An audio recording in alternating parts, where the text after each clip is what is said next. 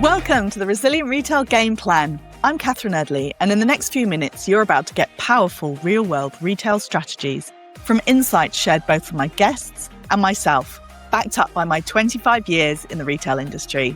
Keep listening to learn how to grow a thriving, profitable product business. Let's jump in with this latest episode. A shop window isn't just a display. It's a salesperson working for you 24 hours a day. Coming up, everything you need to know to make yours impossible to walk past. Today's episode is one that came directly from a trip that I took to Spring Fair a few weeks ago. I bumped into quite a few people who listen to the podcast, which is always a pleasure.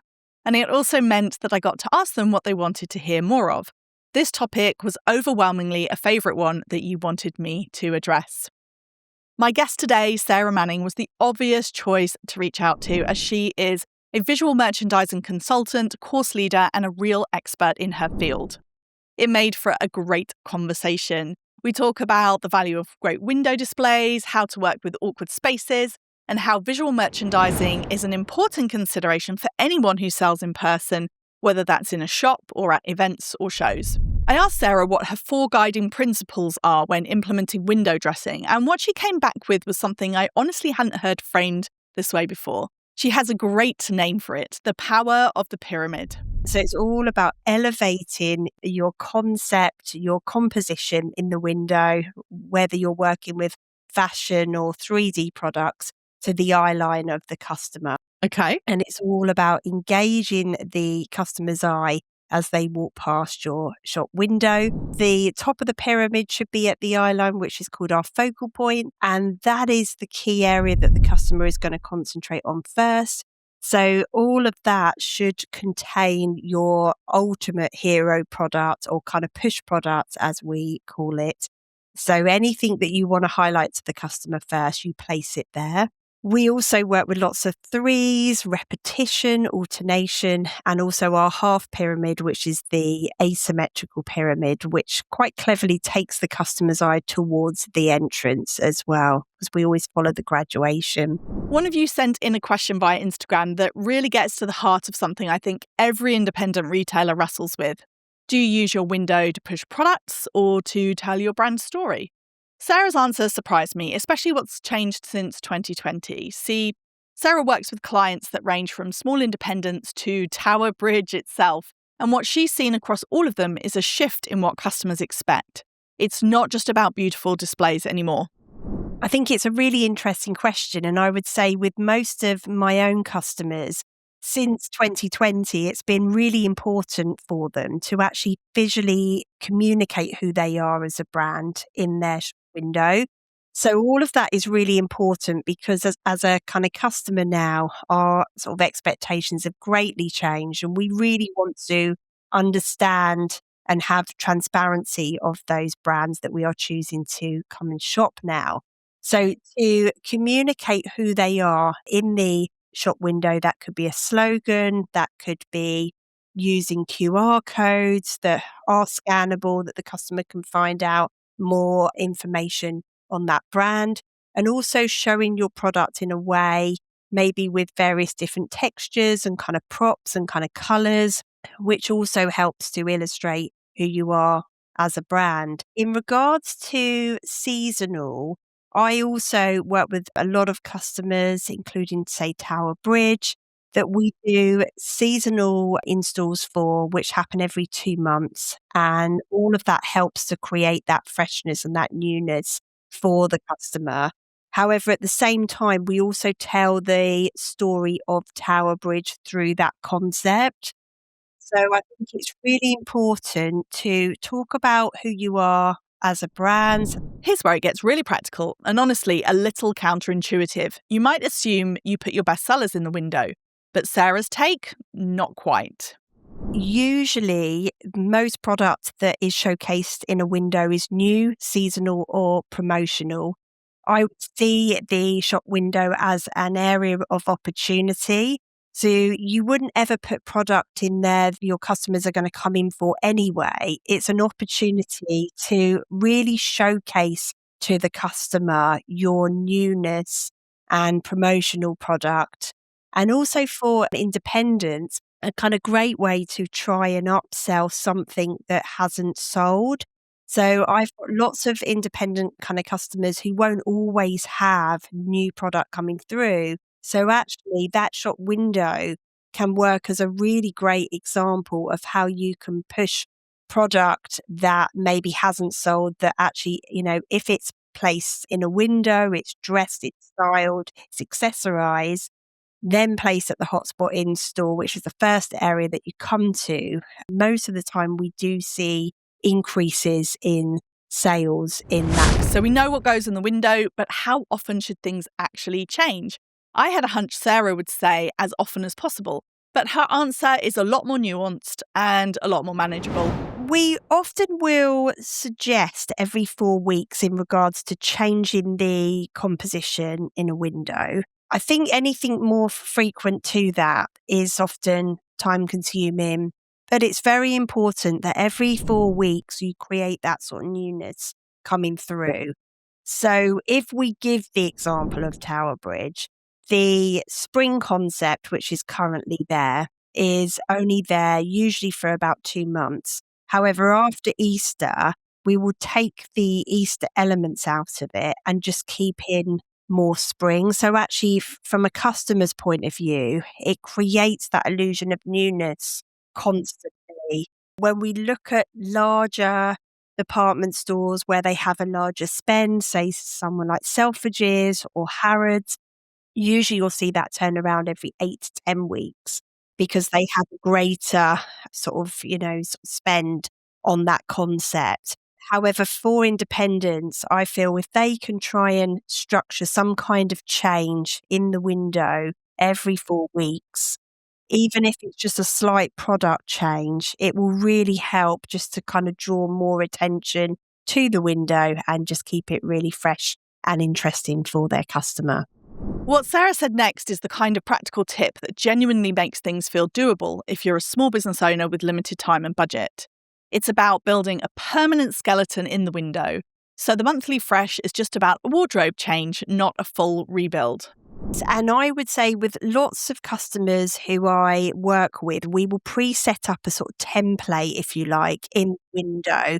So say we're going with the symmetrical pyramid, I will pre-set up, say, plinths or kind of podiums in the window that give you that symmetrical shape. And then all they have to do each month is just change the actual product and maybe any prop elements in the window, but the structure is already preset. So that can be really helpful for independents to actually have a permanent sort of structure in the window, which obviously brings that height up, brings the eye line to the product. And all of that can be created with kind of crates or floor plinths. Not every retailer is working with a beautiful, wide, deep shop window.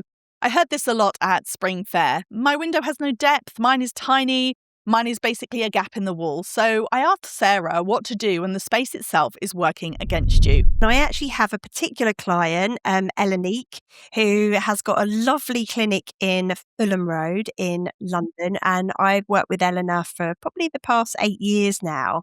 Her window is really shallow.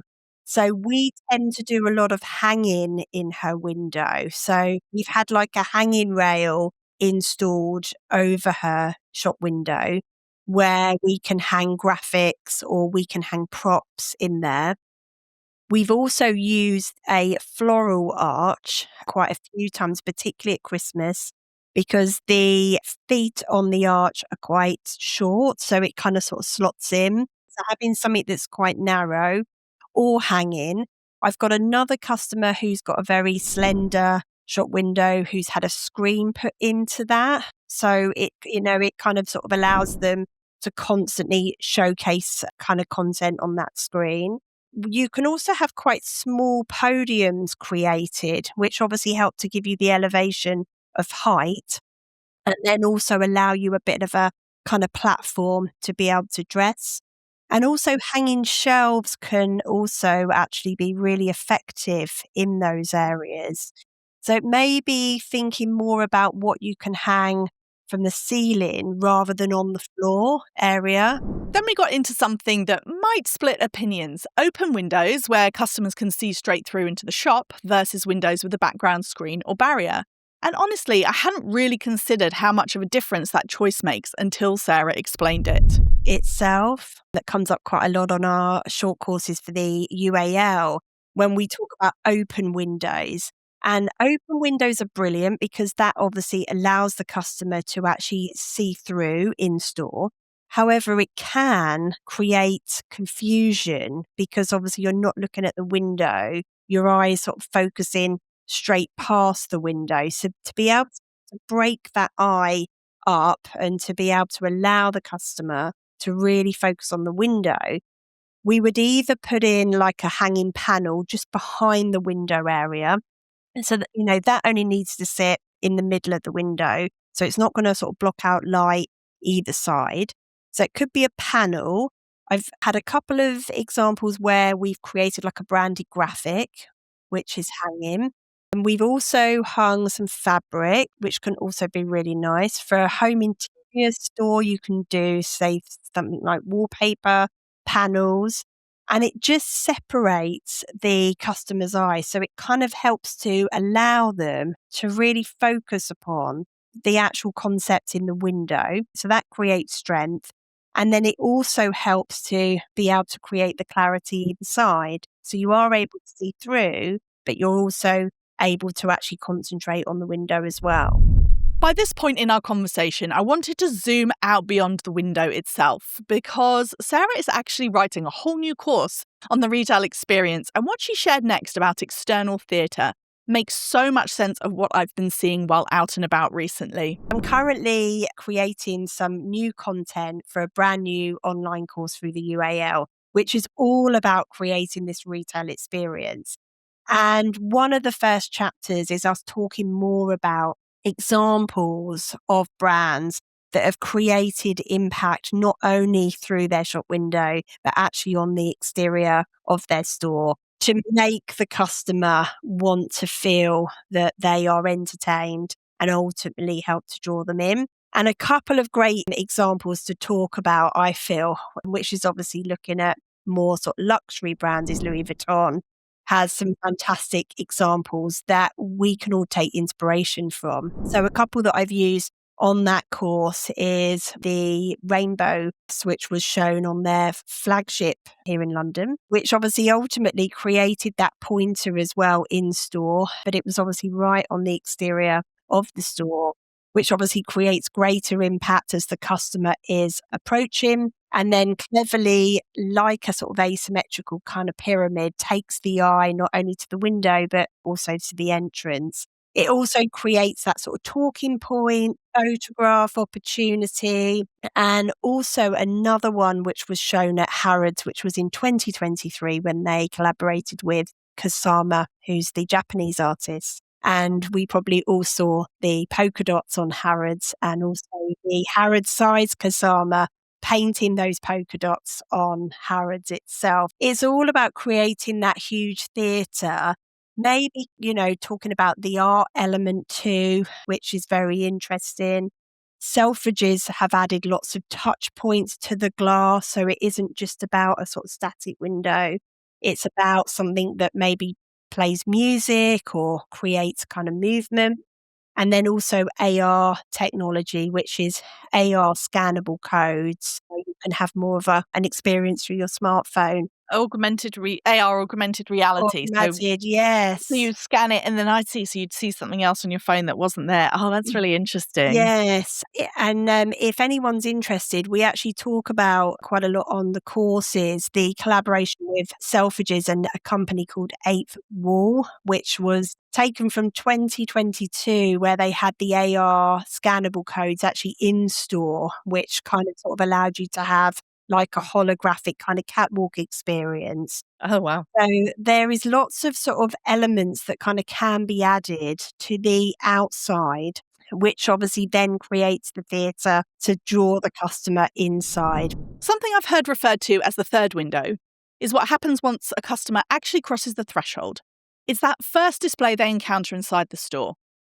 Sarah had some very specific thoughts on how to make it work hand in hand with whatever's in your actual window. So the hotspot area, which is that kind of third area as you come through, as you talk about, should be your area as you come into the entrance. So the hotspot area shouldn't be too close to the entrance because that can also subconsciously block the customer flow.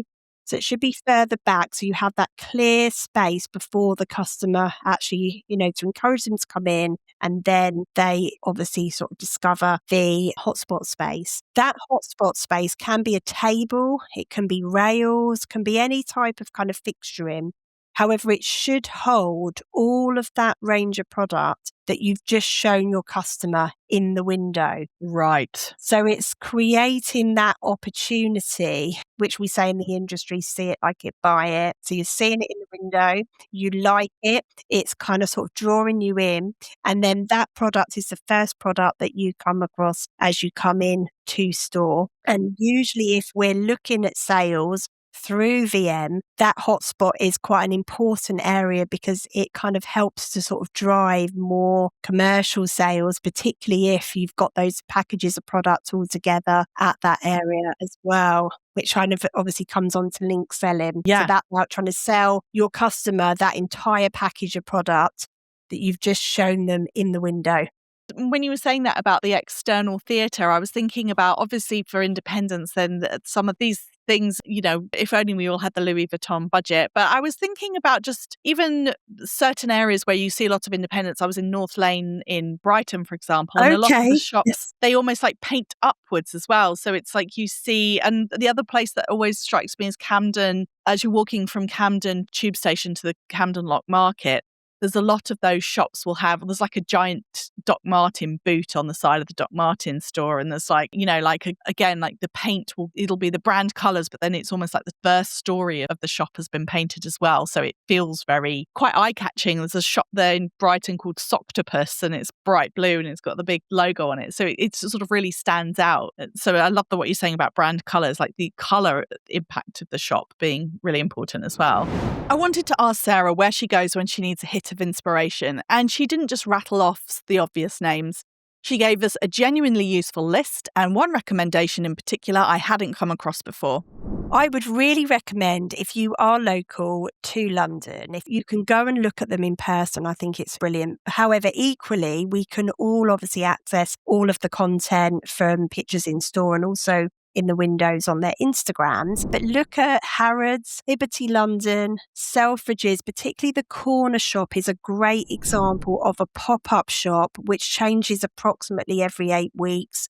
They have 4 shop windows there, which are brilliant examples of these interactive shop windows with lots of brand theatre. Also looking at brands like Fortnum & Mason, particularly at Christmas time, is a great example of showcasing food and 3D packaging in a really inspiring way. They had their advent calendar this year. That was really fun, where they actually had, like, in the windows of Fortnum & Mason, they had the different numbers.